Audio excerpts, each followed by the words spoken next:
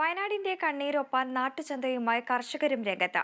വയനാടിന്റെ ഉയർത്തെഴുന്നേൽപ്പിനായി Kannur Pinarayi west lessee Madhavan സ്മാരക വായനശാലയാണ് കർഷക സ്നേഹത്തിന്റെ നാട്ടുചന്ത ഒരുക്കിയത്.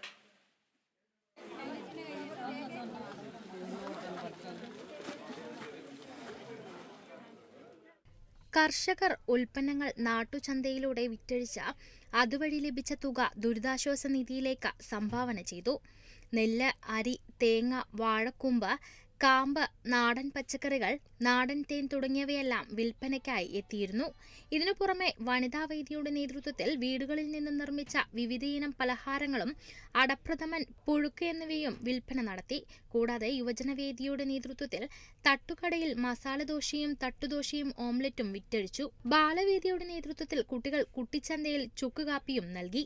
നാട്ടുചന്തയുടെ ഉദ്ഘാടനം മന്ത്രി കടന്നപ്പള്ളി രാമചന്ദ്രൻ കർഷകനായ MC രാഘവന് പലഹാര കിറ്റ് നൽകി നിർവഹിച്ചു. വായനശാല നടത്തിയ വിവിധ മത്സരത്തിലെ വിജയികൾക്കുള്ള സമ്മാനങ്ങളും മന്ത്രി വിതരണം ചെയ്തു. ഇത് സ്നേഹത്തിന്റെ നാട്ടുചന്ത എന്നറിയില്ല, ഇത് സ്നേഹത്തിന്റെ എല്ലാം നാട്ടുചന്ത മാത്രമല്ല.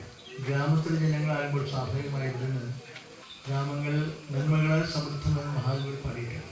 ഇതുപോലെ തന്നെയാണ് ഗ്രാമങ്ങൾ. നഗരങ്ങളിൽ കാണുന്ന ഭാവനകളും ഇവിടെ എല്ലാം സംക്ഷിപ്തമാണ്. Kerala vision news, Kannur.